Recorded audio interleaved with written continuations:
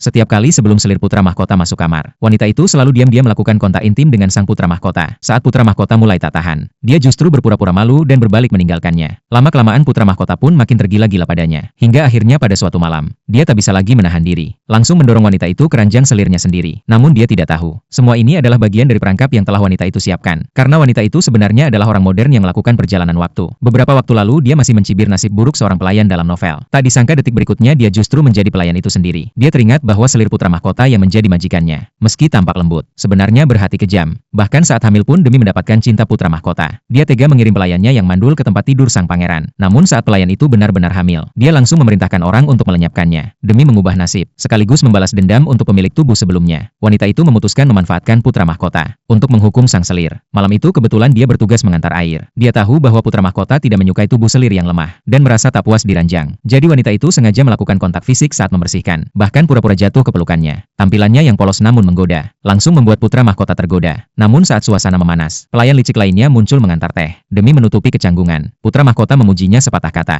Mendengar itu, wanita itu langsung menyusun rencana untuk menyingkirkan pelayan tersebut. Keesokan harinya, dia dengan sengaja merekomendasikan baju warna merah muda pada selir, karena tahu ibu mertua sangat benci warna itu. Hasilnya selir dihukum di depan umum. Selir marah besar, dan saat pulang langsung hendak menghukum wanita itu. Namun wanita itu memanfaatkan kesempatan, mengalihkan kemarahan selir pada pelayan licik tersebut, lalu berpura-pura ketakutan dan menceritakan kebenaran. Selir pun langsung yakin bahwa pelayan itulah yang diam-diam ingin merebut putra mahkota. Akhirnya pelayan itu diturunkan pangkatnya menjadi pelayan tingkat 2 dan dihukum 20 tamparan. Bahkan nyaris diseret keluar untuk dihukum lebih parah. Tapi selir tidak tahu bahwa justru wanita yang tersisa itu adalah ancaman sesungguhnya. Saat itu putra mahkota masuk ke ruangan. Melihat wajah wanita itu penuh air mata, dia langsung bertanya ada apa. Belum sempat selir bicara, wanita itu langsung mengaku salah. Katanya dia terlalu bodoh hingga membuat selir marah. Melihat wanita itu membela dirinya, selir pun merasa puas dan menyuruhnya berdiri, lalu memintanya menyeduhkan teh dingin. Dia ingin menurunkan hawa nafsu sang pangeran agar bisa istirahat. Namun tidak tahu bahwa teh itu sudah diberi obat bius. Saat wanita dipanggil kembali ke kamar, selir sudah pingsan tak sadarkan diri. Putra mahkota pun langsung menarik wanita itu ke pelukannya. Wanita itu berpura-pura panik. Katanya dia takut selir bangun dan marah padanya. Tak disangka, putra mahkota justru menepuk selir hingga pingsan lebih dalam. Mereka pun akhirnya tidur bersama. Di tengah malam, wanita itu diam-diam menendang selir hingga terbangun. Melihat kejadian itu dengan mata kepala sendiri, selir hampir saja melabrak wanita itu. Namun demi mempertahankan citra anggun di hadapan putra mahkota, dia menahan amarahnya dan berencana balas dendam besok. Keesokan harinya, selir memerintahkan orang menangkap wanita itu dan membawa seekor anjing untuk mempermalukannya, lalu memaksanya meminum obat keras. Tapi wanita itu ternyata sudah bersekongkol dengan pelayan licik tadi. Melihat kejadian kejam itu, pelayan licik sadar betapa jahatnya selir. Apalagi mengingat bahwa wanita yang disukai putra mahkota sekarang adalah pelayan itu. Padahal secara penampilan dia merasa lebih cantik dan bahkan pernah dipuji oleh sang pangeran. Maka dia pun yakin bahwa putra mahkota pasti juga bisa menyukainya. Lalu dia langsung pergi mengadu pada sang pangeran.